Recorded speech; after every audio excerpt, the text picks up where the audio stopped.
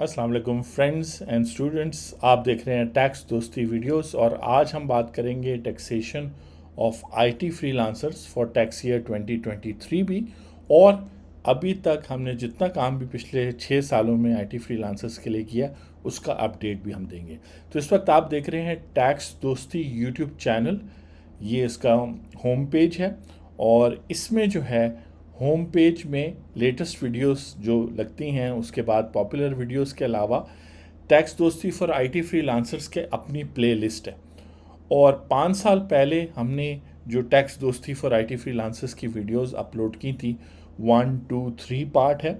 ये तीनों जो हैं वो टैक्स ईयर 2021 के तक रेलेवेंट थी, क्योंकि टैक्स इनमें बताया गया है कि आईटी फ्रीलांसर्स को टैक्स एग्जेम्पशन है और कंडीशंस भी बताई गई हैं कि कौन कौन सी पूरी करें। उसके अलावा जो है हम टाइम टू टाइम जो है इस प्लेलिस्ट में अपडेट्स देते रहे, कुछ क्वेश्चंस थे, चीज़ें थी, तो उस हवाले से ये आपका प्लेलिस्ट अवेलेबल है, तो इसको आप देख सकते हैं। ये जो वीडियो आज आप देख रहे हैं ये भी इस प्लेलिस्ट में ऐड हो जाएगी। तो टैक्स दोस्ती आईटी फ्रीलांसर्स, और मैं स्पेशली आईटी फ्रीलांसर्स का शुक्रिया अदा करना चाहूँगा कि हमारे टैक्स दोस्ती के जो सर्विसेज हैं और जो हमारा तरीका है, जिस तरीके से हम सर्विसेज देते हैं, वो सबसे पहले आईटी फ्रीलांसर्स ने अडॉप्ट की। हमारे सबसे ज़्यादा क्लाइंट्स भी वो हैं और वो उन्होंने भी ग्रो किया। एक बहुत सारे आईटी फ्रीलांसर्स जो पहले अपने रूम से करते थे, अब वो बड़ी बड़ी कंपनीज़ या काफ़ी बड़ा बिजनेस मैनेज कर रहे हैं और टैक्स दोस्ती उनके साथ साथ उनको हेल्प करता रहा है। तो thank you very much. Tax year 2023 की टैक्सेशन के हवाले से हम अब आपको आईटी फ्रीलांसर की टैक्सेशन के हवाले से बताएंगे नेक्स्ट सेगमेंट में। यहाँ आपको मकसद बताना था कि आप आ सकते हैं और बेसिकली प्लेलिस्ट बनी हुई हैं डिफरेंट, उनको आप देख सकते हैं जिनमें आईटी फ्रीलांसर्स वगैरह और वो सारी हैं। उसके अलावा जो है आप लाइव वीडियोस में काफ़ी हम सेशंस करते रहे हैं और उसके अलावा जो है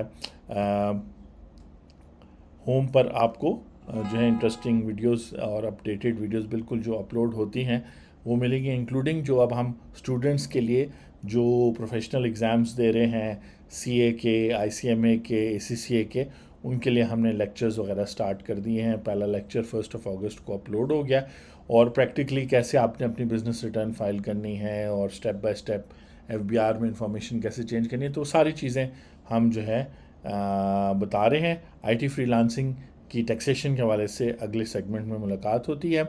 आपने अगर यूट्यूब में कोई भी वीडियो सर्च करनी हो किसी भी टॉपिक पे और देखना हो कि टैक्स दोस्ती चैनल पे वो वीडियो अवेलेबल है, तो आप सिंपली लिखेंगे टैक्स दोस्ती और फिर आप लिख सकते हैं टैक्सेशन ऑफ गिफ्ट्स या टैक्सेशन ऑफ आईटी फ्रीलांसर्स या जो है taxation of startups.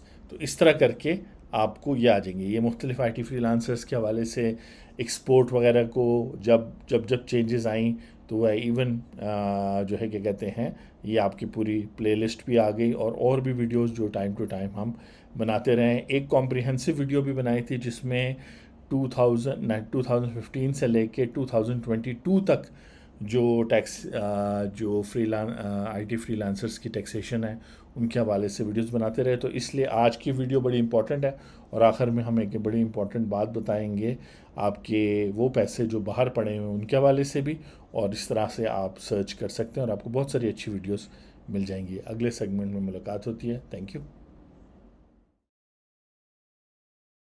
Ji friends. तो हम बात कर रहे थे कि इस वक्त जुलाई 17 जुलाई 2024 है, ये वीडियो आप देख रहे हैं और जो टैक्स रिटर्न फाइल करनी है आईटी फ्रीलांसर्स ने, या अगर स्पेसिफिकली कहा जाए ऐसे लोग जो एक्सपोर्ट कर रहे हैं अपनी सर्विसेज कंप्यूटर सॉफ्टवेयर की या आईटी सर्विसेज या आईटी इनेबल्ड सर्विसेज एक्सपोर्ट कर रहे हैं इन सर्विसेज को, यानी कि इनके क्लाइंट बाहर हैं और वो ऐसे क्लाइंट्स हैं कि वो उनका पाकिस्तान से कोई ताल्लुक़ नहीं है, या कम से कम जो है वही जो सर्विस आप उन्हें प्रोवाइड कर रहे हैं वो पाकिस्तान में वापस आके फिर उसको यूज़ नहीं करे, वो वहीं उसको कंज्यूम कर रहे हैं किसी और मुल्क में।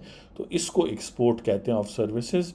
उनकी टैक्स रिटर्न फाइलिंग जैसे बाकी लोगों की भी शुरू हो गई है। ख़ासतौर पे अगर आप as an individual IT freelancer काम कर रहे हैं या एज ए पार्टनरशिप कर रहे हैं, अगर आपने कंपनी बनाई हुई है और वो आईटी सर्विसेज दे रही है तो उसकी टैक्स फाइलिंग की लास्ट डेट 31 दिसंबर है। और सोल प्रोप्राइटर और पार्टनरशिप बिजनेस आईटी फ्रीलांसिंग का और पार्टनर्स की टैक्स रिटर्न की लास्ट डेट 30 सितंबर 2023 है। तो अब टैक्सेशन सिस्टम क्या इस वक्त क्या स्टैंड कर रहा है 2023 का, तो जैसे आपने प्रीवियस सेगमेंट में देखा होगा कि हमारी प्लेलिस्ट है उसमें हमने 2023 का भी बताया था, लेकिन आज क्लियरली बता रहे हैं ताकि जब आप हमारे जो क्लाइंट्स हैं टैक्स दोस्ती के, वो जब ये वीडियो देखेंगे या आप किसी और प्रोफेशनल को भी अगर अपने डॉक्यूमेंट्स भेज रहे हैं या खुद रिटर्न फाइल कर रहे हैं तो ये चीज़ें आपको पता होनी चाहिए। इस दफ़ा टैक्सेशन स्टार्ट हो गई है, यानी टैक्स ईयर 2021 तक एग्जैम्प्ट था। टैक्स ईयर 2022 जो पिछले साल गुजरा है उसमें टैक्स क्रेडिट अवेलेबल था और वो भी 100%, जिसका मतलब है कि जितना भी आपका प्रॉफिट हुआ था आईटी फ्रीलांसिंग से उस पर जितना भी टैक्स कैलकुलेट हुआ था आपके स्लैब के मुताबिक उस पर आपको 100% रिवर्सल मिल गई थी। आपकी टैक्स लाइबिलिटी तो कैलकुलेट हुई थी लेकिन आपको टैक्स ₹0 पे करना पड़ा।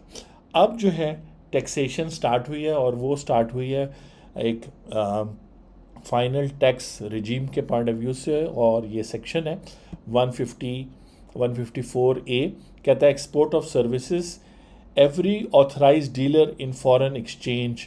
ये बात कर रहे हैं कि चूँकि एक्सपोर्ट प्रोसीड्स बैंकिंग चैनल के थ्रू आते हैं, आपके डॉलर्स यूरोज जो भी अमाउंट है क्लाइंट आपको बैंकिंग चैनल के थ्रू, तो चाहे आप उसको बैंक से या फॉरेन एक्सचेंज जो डीलर्स हैं उनसे एक्सचेंज करें तो उन पे पाबंदी की गई है, क्योंकि ये जो सेक्शंस हैं ये विद होल्डिंग टैक्स के हैं जो इन लोगों ने विद होल्डिंग करनी है आपसे एज आईटी फ्रीलांसर से at the time of realisation of foreign exchange proceeds.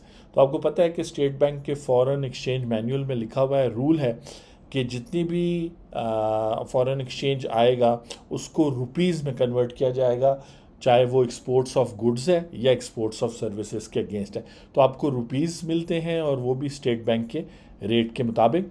तो at the time of realisation of foreign exchange proceeds on account of the following, यानी इन फॉलोइंग ABCD के लिए आज हम एक ही बात करेंगे यानी आईटी फ्रीलांसर्स के लिए, लेकिन और भी लोग हैं जो इस सेक्शन में फॉल करते हैं, रॉयल्टी है, सर्विसेज हैं, कंस्ट्रक्शन कॉन्ट्रैक्ट्स हैं वगैरह। तो जब भी आपका बैंक या जो फॉरेन एक्सचेंज कंपनी आप यूज़ कर रहे हैं वो आपको आपके फॉरेन कस्टमर से भेजेगा, तो ये फॉरेन सोर्स इनकम नहीं होगी, ये पाकिस्तान सोर्स इनकम ही है, लेकिन वो फॉरेन करेंसी में होगी।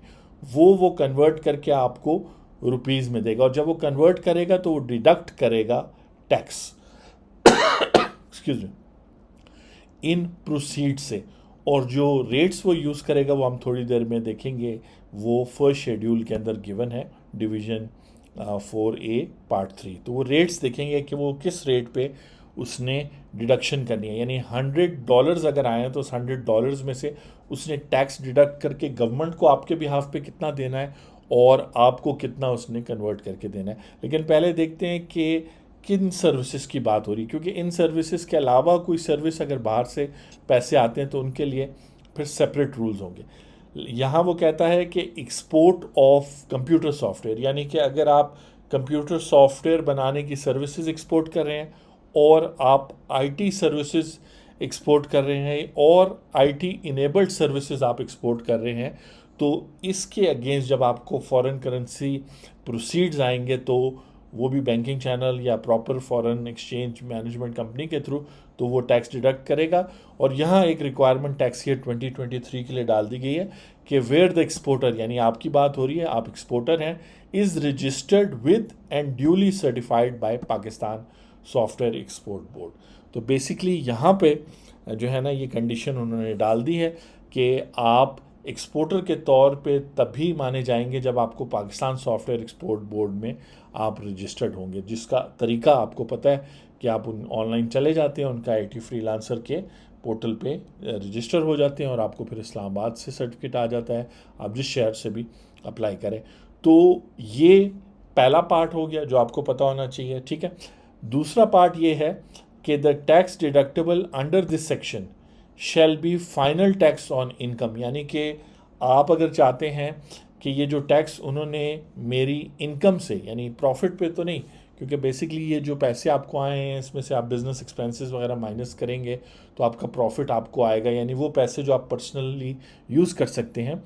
कुछ लोग जिनकी टीम कम है या घर से काम कर रहे हैं उनके खर्चे कम होते हैं, जो प्रॉपर ऑफिस चला रहे हैं उनके खर्चे ज़्यादा होते हैं, तो वो जो प्रॉफिट की फिगर है वो डिफरेंट होगी। लेकिन ये जो फॉरेन एक्सचेंज होके रुपीज़ में आपको आएगा, अगर आप चाहते हैं कि इस पर जो टैक्स डिडक्ट हो गया वो आपका फुल एंड फाइनल टैक्स हो, मज़ीद टैक्स वाले भी आपसे ना पूछें कि आपने कितना प्रॉफिट कमाया, ना आपको उस पर टैक्स देना पड़े, और एक तरह से एक रिटर्न आप फाइल करें और उसमें आपकी ये इनकम फुल एंड फाइनल हो, जिसको हम FTR कहते हैं, फाइनल टैक्स रजीम।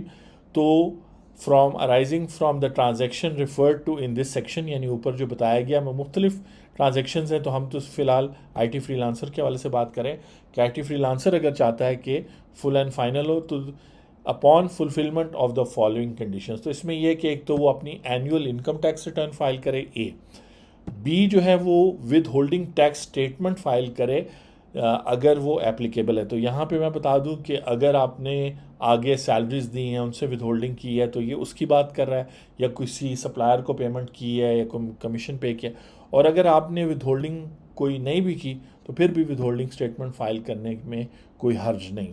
उसके अलावा कुछ ऐसे IT फ्रीलांसर्स हैं, कंप्यूटर सॉफ्टवेयर वाले तो हैं, ये लाहौर हाई कोर्ट का फैसला भी था, उसके अलावा कुछ IT सर्विस प्रोवाइडर्स और IT इनेबल्ड सर्विस प्रोवाइडर्स हैं जिनको या तो सेल्स टैक्स में रजिस्टर होना है, यानी कंप्यूटर सॉफ्टवेयर के केस में लाहौर हाई कोर्ट के फैसले के मुताबिक अगर वो जो है ऐसा है ऑफ द शेल्फ सॉफ्टवेयर है जो बना के आप दे रहे हैं, तब तो वो गुड्स में आता है सेल्स टैक्स लॉ के मुताबिक फेडरल, यानी जो FBR इम्प्लीमेंट करती है, और आपको सेल्स टैक्स रिटर्न भी फाइल करनी है और रजिस्टर भी होना है। और अगर आप ऐसी कोई सर्विस प्रोवाइड कर रहे हैं डेटाबेस डेवलपमेंट की, रिट्रीवल की, वेब डिज़ाइनिंग की, वो प्रोविंशियल लॉज के अंडर आती हैं और आपको PRA पंजाब रेवेन्यू अथॉरिटी में रजिस्टर होना पड़ेगा या सिंध रेवेन्यू में अथॉरिटी में रजिस्टर होना पड़ेगा। इस तरह करके आपको प्रोविंस वाइज देखना होगा, और आगे लिखा है if required under the law, तो ये बहुत ज़रूरी है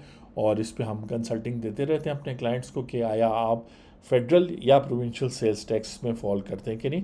और जो क्या आखिर में थोड़ा सा अनफेयर बात की है उन्होंने कि no credit for foreign taxes paid shall be allowed. अगर आपसे जहाँ पर आपका कस्टमर है, अमेरिका है, मिडल ईस्ट है, हांगकॉन्ग है, वहाँ पर अगर वो अपने टैक्स लॉ के मुताबिक कोई डिडक्शन करता है तो उसका कोई बेनिफिट आपको नहीं मिलेगा। कहने का मतलब है क्योंकि आप फाइनल टैक्स रिजीम में आ रहे हैं, इसका मतलब ये है कि, और इसको मैं अब आगे मुख्तलिफ सिनेरियोज़ में एक्सप्लेन करूँगा क्योंकि हो सकता है आप उसमें फॉल करते हो क्यों, लेकिन ये एक जनरल बात है कि जो आपसे टैक्स दूसरे मुल्क में कटा है उसका क्रेडिट आपको नहीं मिलेगा, वो यहाँ आपकी टैक्स लाइबिलिटी को कम नहीं करेगा। यानी अभी जो हम रेट्स देखेंगे वो जितना टैक्स भी बनेगा वो एक्चुअली आपसे डिडक्ट होगा, और आप ये नहीं कह सकते कि जी उस मुल्क में मेरे से $100 में से $100 में से $1 डिडक्ट हुआ था तो यहाँ $2.5 आप मुझसे डिडक्ट ना करें, या फॉर एग्ज़ाम्पल $1 मेरे से डिडक्ट ना करें, इस तरह करके चीज़ है। तो ये है वो बात जो अगर आपने फुल एंड फाइनल में फॉल करना है, the provision of subsection 2 shall not apply to person who does not fulfil the specified conditions और who opts not to be subject to final condition. और ये अपने टैक्स रिटर्न फाइल करते हुए बताना है कि मैं फुल एंड फाइनल में जाना चाहता हूँ, या मैं, अगर आपने ये कोई कंडीशन पूरी नहीं की तो फिर वो आपको नॉर्मल टैक्सेशन में ले जाएंगे और फिर वो आपका जो प्रॉफिट कैलकुलेट होगा उस पर टैक्स लगाएंगे। ठीक है जी। तो इसमें आपने आखिर में कंक्लूड करूँगा इस पार्ट में कि एक्सपोर्ट ऑफ सर्विसेज के हवाले से IT कंप्यूटर सॉफ्टवेयर के export, IT services, IT enabled services में पाकिस्तान सॉफ्टवेयर एक्सपोर्ट बोर्ड के साथ रजिस्टर होना ज़रूरी है। फिर आपको जो पैसे आएंगे कस्टमर उस पर डिडक्शन होगी, जो रेट अभी हम देखेंगे। जब आप अपनी टैक्स फाइलिंग करेंगे तो अपनी एनुअल रिटर्न भी फाइल करनी है, तब जाके आपको ये बेनिफिट मिल रहा है कि आपसे बहुत मिनिमम अमाउंट जो अभी हम देखेंगे टैक्स रेट डिडक्ट हो रहा है, और विद होल्डिंग स्टेटमेंट्स भी आपको फाइल करनी होंगी। लिखा है be filed if required under the ordinance, और सेल्स टैक्स या सर्विस टैक्स रिटर्न्स मंथली और एनुअल फाइल करनी होगी अगर आप उन गुड्स या सर्विसेज में फॉल करते हैं, और टैक्स क्रेडिट आप क्लेम नहीं कर सकेंगे। तो नेक्स्ट चलते हैं कि टैक्स रेट्स क्या हैं जिसकी बात हो रही है यहाँ पे, कि जी ये बैंक आपसे डिडक्ट करेगा या ये फॉरेन जो मनी एक्सचेंजर्स हैं उनके थ्रू अगर आप कर रहे हैं, बेहतर तो हो कि आप बैंकिंग चैनल के थ्रू आपका बैंक अकाउंट होना चाहिए। अगर आप एक्सपोर्ट ऑफ प्रोसीड्स करें कंप्यूटर सॉफ्टवेयर की, आईटी सर्विसेज की, आईटी इनेबल्ड सर्विसेज की by a person registered with Pakistan software export board, तो फिर बैंक आपसे 1% से भी कम काटेगा, यानी 1/4 यानी कि 0.25%, यानी 1 लाख रुपए पे 2500 रुपये कटेंगे। यानी कि आपको तो रुपीज़ में मिलेंगे तो हर लाख पर आपसे 2500 रुपये कटेगा। वरना तो अगर कोई और केस है या आप इन कंडीशंस पे पूरी नहीं फॉल करते तो फिर आपसे 1% डिडक्ट होगा, यानी 1 लाख पे 1000 रुपये होगा। तो यहाँ पे 250 रुपीज़ होंगे। ये स्पेशल टैक्स रेट है, बहुत ही मिनिमम अमाउंट है, यानी कि अगर 1 करोड़ भी कमाए तो 25,000 टैक्स आप देना है। अगर 1 करोड़ आपका प्रॉफिट हो तो उस पर तकरीबन जो है कोई 35 से तकरीबन 45 लैक्स टैक्स बनता है। तो 45 लैक्स के बजाय सिर्फ 25,000 रुपये आपसे 1 करोड़ पे कमाया जाएगा। और अगर 1 लाख की भी बात करें तो खैर 4 लाख से कम तो बिलो टैक्सेबल है। अगर आपकी 4 लाख से कम है तो फिर आप ये जो डिडक्शन हुई है इसमें आप कह सकते हैं कि जी मैं फाइनल में नहीं आऊँगा, और वो ऑप्शंस हम देखते हैं। तो ये रेट आपने देख लिए 0.25%, और ये डिडक्ट करेगी बैंक आपसे। अब हम देखते हैं, एक सवाल होता है कि जी आईटी फ्रीलांसर ये आईटी सर्विसेज में कौन सी सर्विसेज हैं जो मैं XYZ सर्विसेज प्रोवाइड कर रहा हूँ, आया ये इंफॉर्मेशन टेक्नोलॉजी सर्विसेज में फॉल करती हैं, ये आईटी इनेबल्ड सर्विसेज में फॉल करती हैं। तो यहाँ मैं आपको एक दो इंटरेस्टिंग चीज़ें बताता हूँ। एक तो इस डेफिनेशन को देखते हैं। याद रखिए कि 3 चीज़ों की बात हो रही है। कंप्यूटर सॉफ्टवेयर तो बड़ा क्लियर है कि एक्सपोर्ट ऑफ कंप्यूटर सॉफ्टवेयर का मतलब है कि कंप्यूटर सॉफ्टवेयर रिलेटेड आप सर्विसेज दे रहे हैं, तो उसको इतनी क्लैरिटी की ज़रूरत नहीं है। आईटी टेक्नोलॉजी सर्विसेज में और इसमें ज़रूरत है। ये जो आप देख रहे हैं यहाँ लिखा आ रहा है कि information technology services include but not limited to, यानी ये जो सर्विसेज मैं यहाँ पढ़ के सुनाऊंगा इनके अलावा भी आईटी सर्विसेज हैं जो इस डेफिनेशन यहाँ ना भी डिफाइंड हो तो वो आ सकती हैं। और इसी तरह आईटी इनेबल्ड सर्विसेज में भी यहाँ लिख दिया गया है बट नॉट लिमिटेड टू। तो एग्जांपल पहले देख लेते हैं। Information technology services include software development, software maintenance, system integration, web design, web development, web hosting and network design. इसके अलावा इसी में कोई वायरस रिलेटेड है, सॉफ्टवेयर की कोई और है सर्विस है, तो वो सब इसमें आएंगी।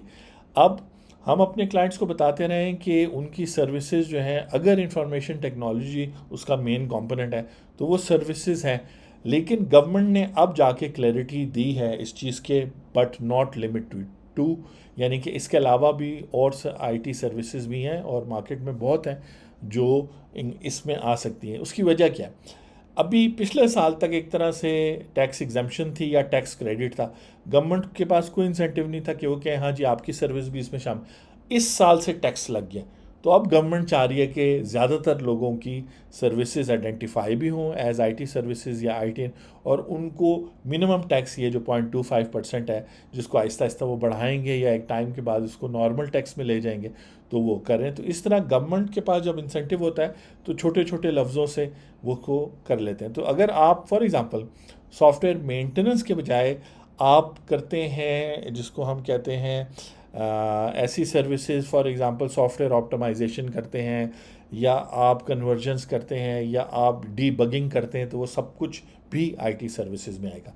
अब आईटी इनेबल्ड सर्विसेज में और भी इंटरेस्टिंग बात है कि इंक्लूड करती है इनबाउंड और outbound call centres, medical transcription, remote monitoring, graphic designing, accounting services online, human resource services, telemedicine, data entry operation, cloud computing की सारी services, data storage, locally produce television programme, ये अब सेपरेट चीज़ है लेकिन उसको भी इधर डाल दिया गया, एंड इंश्योरेंस क्लेम्स प्रोसेसिंग।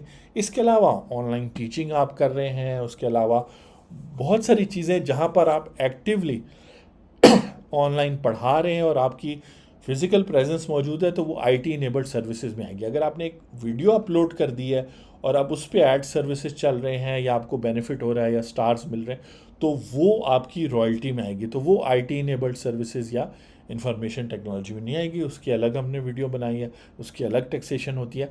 तो इस तरीके से बहुत सारी सर्विसेज अब इस डोमेन में आ जाएगी। ठीक है जी।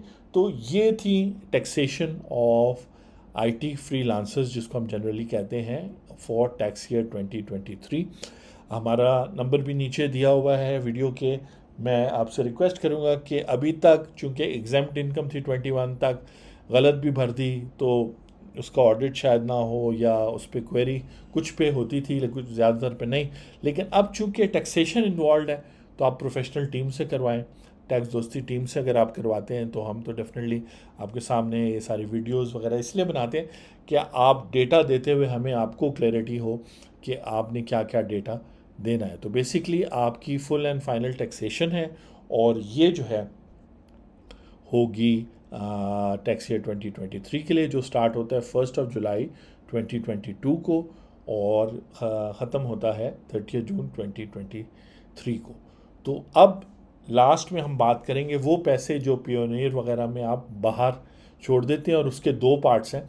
एक वो जो प्रीवियस ईयर्स में कमाए थे वो एग्जेम्प्ट हैं, उनको जब लाएंगे तो वो कैसे शो करने हैं, और अभी जो पैसे पड़े हैं टोटल 30 जून 2023 को से आपके $12,000 €12,000 वहाँ पड़े। तो ये टेक्निकलिटीज़ हैं, सारी चीज़ें तो हम नहीं बता सकेंगे, लेकिन एक सिंपल रूल इस वक्त मैं आपके साथ शेयर कर रहा हूँ। और वो रूल ये कहता है कि जब भी आप इनकम टैक्स रिटर्न या वेल्थ स्टेटमेंट में अपने कोई भी रुपये के अलावा अमाउंट शो करते हैं तो उसको आपने कन्वर्ट करना होता है इनटू रुपीस, और वो है सेक्शन 71। ये चैप्टर है जनरल रूल्स का, और ये आईटी फ्रीलांसर्स से भी रिलेटेड है, लेकिन सिर्फ उनसे रिलेटेड नहीं है। हर वो शख्स, इवन हाउसवाइफ हो सकती है, उनकी टैक्स रिटर्न हो सकती है, उनका डॉलर अकाउंट हो सकता है पाकिस्तान में हो, या कोई भी रेजिडेंट हो सकता है, उसके फॉरेन अकाउंट्स हो, फॉरेन प्रॉपर्टी हो। तो every amount taken into account under this ordinance shall be in rupees. इसका मतलब है इनकम टैक्स रिटर्न में भी और वेल्थ स्टेटमेंट में भी जो भी डॉलर, यूरो और कोई भी करेंसी होगी अदर देन रुपी, उसको आपको रुपी में कन्वर्ट करना होगा। अब उसको कन्वर्ट कैसे करेंगे? Where an amount is in currency other than rupees. अब 1 जुलाई 2022 को आईटी फ्रीलांसर्स का टैक्स ईयर 2023 स्टार्ट हुआ, और इसी तरह और लोगों का भी। और आपको जुलाई में 14 जुलाई 2022 को आपको आपकी पहली पेमेंट आती है, और वो आप बैंकिंग चैनल के थ्रू कन्वर्ट कर लेते हैं। लेकिन वो आपको जो रसीद देते हैं उस पर कोई कन्वर्जन रेट वगैरह नहीं लिखा होता, बस वो आपको रुपीज़ में दे देते हैं, और उसमें से कुछ और डिडक्शंस भी करते हैं। तो एग्जैक्ट आपको नहीं पता चलता कि उस दिन क्या डॉलर का, स्टेट बैंक का डॉलर का क्या रेट था। तो वो ये कह रहे हैं कि where an amount in a currency other than rupees, the amount shall be converted into rupees at the State Bank of Pakistan rate applying between the foreign currency and rupee on the date the amount is taken into account for the purpose of this ordinance। तो जो remittance आपको होती रही है, बाहर से पैसे आते रहे हैं, अगर आपने उनके मंथली रेट्स देखने, या फिर आपके पास बैंक बैलेंस है या पियोनीर या बाहर कोई भी जो सर्विस आप यूज़ कर रहे हैं पाकिस्तान पैसे लाने, वहाँ भी आपके डॉलर्स या यूरो पड़े, तो 30 जून 2023 को क्या रेट है, तो मैं आपको गूगल पे सर्च करके वो एक्सेल शीट आप डाउनलोड कर सकते हैं, और उसमें हम फिर रेट्स देखते हैं मंथली भी, और उसमें फिर आप कैसे रुपये में कन्वर्ट करके टैक्स दोस्ती टीम को जब आप अपना डेटा देंगे, या अच्छे प्रोफेशनल जो ये सारी चीज़ें समझते हैं उनको जब आप देंगे, तो वो वहाँ से इसको यूज़ करेंगे। और ये कॉमन क्वेश्चन है जो पूछा गया है, क्योंकि इस पे कभी बात नहीं हुई, तो आज मैंने कहा कि रूल भी आपको बता दूं। और ये हर उस शख्स की जिसका डॉलर अकाउंट है, या प्रॉपर्टी है बाहर, या रेंटल इनकम आई है बाहर से, या फॉरेन सोर्स इनकम आई, वो रुपये में उसने कन्वर्ट करना है, और उस आइडियली तो उस मंथ का रेट यूज़ करना है, वरना यहाँ पे लिखा हुआ है उस मंथ का, वरना तो अगर आप वेल्थ स्टेटमेंट में जो फिगर्स डालते हैं वो 30 जून 2023 की होती है, तो फिर आपने जून का रेट वहाँ पे लेना है।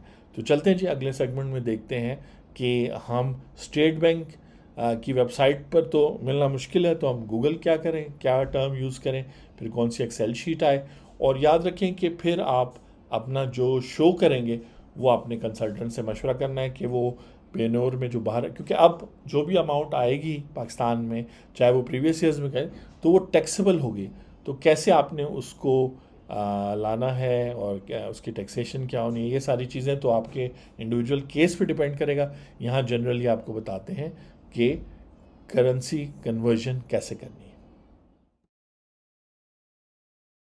जी friends, thank you very much. IT freelancers ने हमारे साथ टैक्स दोस्ती हमने 2017 में स्टार्ट की थी और यूट्यूब चैनल 2018 में। तो थैंक यू वेरी मच आप लोगों के सपोर्ट के लिए, फैंस जो हैं, जो क्लाइंट्स हैं। और हम चाहते हैं कि टैक्स फाइलिंग इस तरह हो कि कम से कम एरर्स हो, कम से कम मौका मिले उन्हें छोटी सी छोटी बात पे एफबीआर को कि वो आपको नोटिस भेजे। हाँ, अगर ऑडिट में सेलेक्ट हो जाते हैं, डिटेल्ड वर्किंग हो, तब भी जो आपकी टैक्स लाइबिलिटी है, जो आपकी रिक्वायरमेंट है, वो इस तरीके से इन वीडियोस से क्लैरिटी लेने के बाद आप अपने कंसल्टेंट्स, टैक्स दोस्ती टीम के साथ इस तरह से काम करें कि जो है आपको कोई प्रॉब्लम ना हो। तो हम देख रहे थे कि कैसे हमें स्टेट बैंक के रेट्स मिल जाएंगे। तो आपने गूगल में जाना है, state bank of Pakistan dollar rate history लिखना है, तो इस तरह का पेज आ जाएगा। उसमें स्टेट बैंक ऑफ पाकिस्तान की एक्सेल शीट आ जाएगी, जिस पर जब आप क्लिक करेंगे तो इस तरह आपको एक detailed monthly average exchange rate मिल जाएगा। और इसके अंदर जो है इन पाक रुपीज़, और फिर ऑब्वियसली और भी इसमें चीज़ें हैं, मंथ एंड एक्सचेंज रेट है, एवरेज रेट्स हैं, ठीक है। तो एवरेज रेट्स भी इन केस यूज़ कर सकते हैं, लेकिन जब ये मंथली रेट्स हो तो इतना प्रॉब्लम नहीं। अब क्वेश्चन ये है कि आपको जुलाई 2022, अगस्त 2022, इस तरह करके मई 23, जून 23 में हर महीने आपको आते रहे पैसे, तो आपने एक्सचेंज रेट कौन सा यूज़ करना है। ख़ासतौर पे अगर आपको, जिस तरह मैंने बताया था कि सिनेरियो हो सकता है कि आपके 1% डिडक्शन ना हो रही हो, 0.25% डिडक्शन ना हो रही हो, आप स्टेट बैंक के साथ वो पाकिस्तान सॉफ्टवेयर एक्सपोर्ट बोर्ड के साथ रजिस्टर्ड ना हो, या जो है आपको डॉलर में ही मिल रहे हों। तो सब चीज़ों के लिए आप कैसे एक्सचेंज रेट देखेंगे, उसमें ये कि पहले आप अपनी करेंसी देख लेंगे। ऑस्ट्रेलियन डॉलर है, मुख्तलिफ़ करेंसीज़ हैं। तो यूएस जो है वो थर्ड लास्ट यहाँ पे यूएस डॉलर आ रहा है। यूएस डॉलर में यहाँ पे मंथली रेट्स दिए हुए हैं 1957 से, ठीक है जी। तो डेफिनेटली हम यहाँ पे जुलाई 2022 में जाएंगे, और आपको अगर कोई इन्फ्लो आया है और आपने उसको कन्वर्ट करना है, तो आप जुलाई 2022 का डॉलर रेट यूज़ करेंगे या पाउंड रेट यूज़ करेंगे या जो भी है। तो यहाँ आप देख सकते हैं कि हम आ गए 2022 में, और हम आ गए यहाँ पे जुलाई 2022, ठीक है जी। तो ऑस्ट्रेलियन डॉलर 150 का था, और अब अमेरिकन डॉलर की बात करते हैं जो थर्ड लास्ट वो है, तो 219 रुपीज़ का जुलाई 2022 को था रेट। और थोड़ा सा और जूम कर लेते हैं, मे भी शायद लोगों को देखने में मुश्किल हो, तो ये आप देख सकते हैं। इसके बाद अगस्त में ये रेट था, सितंबर, अक्टूबर, नवंबर, दिसंबर 2022, फिर जनवरी 2023, और फिर जनवरी के बाद फरवरी में देखें एकदम से 266 हो गया, फरवरी, मार्च, अप्रैल, मई और ये जून। तो बेसिकली 30 जून को पेनोर में जो आपके पैसे पड़े हैं उनको कन्वर्ट करना है, या आपका लोकल डॉलर अकाउंट है, तो 30 जून का जो मंथली रेट है वो है 286.58। तो याद रखें, राउंड ऑफ करते हैं 286 पर आप कन्वर्ट कर सकते हैं। ये रेट्स क्या हैं, अगर आपके पास डॉलर की अमाउंट हो तो आप इनको इससे मल्टीप्लाई करेंगे तो आपके पास रुपीज़ आ जाएंगे, और उन रुपीज़ को फिर आप अप्रोप्रिएटली अपने, चाहे इन्वेस्टमेंट शो कर रहे हैं, इनकम शो कर रहे हैं, रिमिटेंस शो कर रहे हैं, प्रॉपर्टी की वैल्यू शो कर रहे हैं, जो भी शो कर रहे हैं वो रुपीज़ में शो होगी इस तरह से। और ये पूरा आपके पास चार्ट है, ये एक्सेल शीट है जो आप यूज़ कर सकते हैं जून तक, ठीक है जी। तो ये थे स्टेट बैंक के, और सेक्शन 71 हमने देखा जो कहता है करेंसी कन्वर्जन, और इस तरीके से आप अपने कंसल्टेंट के साथ मिलके, मैं तो मशवरा दूंगा कि जो है इस साल की आईटी फ्रीलांसर्स जो हैं वो रिस्क ना लें। उसमें मुख्तलिफ सिनेरियोज़ हैं, हो सकता है आपसे 1% कटा हो, उस सिनेरियो में क्या करना है, हो सकता है आपसे डिडक्शन ना हुई हो तो ख़ुद कैसे पे करना है, कौन से कॉलम्स में करेक्टली शो करना है, इनकम को फाइनल टैक्स में डालना है, नॉर्मल में डालना है, वेल्थ स्टेटमेंट में क्या इफेक्ट्स लेने हैं, कैसे रिकनसाइल करना है, सारा कुछ। तो इस सब चीज़ों के लिए अगर प्रॉपर टैक्स रूल्स, जैसे हम आपको टैक्स दोस्ती वीडियोस में बताते रहते हैं, प्रॉपर टैक्स रूल्स फॉलो करेंगे तो आपका पीस ऑफ माइंड होगा।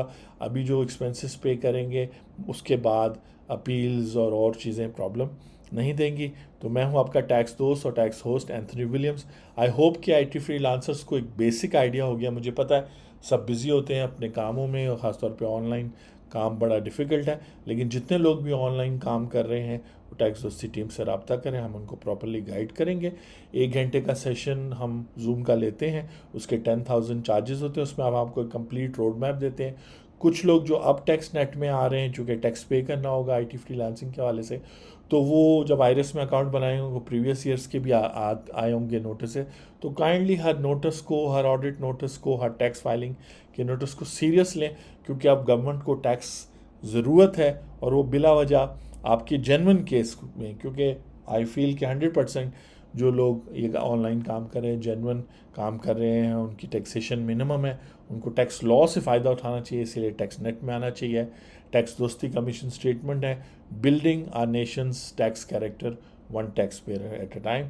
अगली वीडियो में आपसे मुलाकात होती है। कोई क्वेश्चन हो तो आप नीचे यूट्यूब वीडियो के कमेंट्स में पूछ सकते हैं।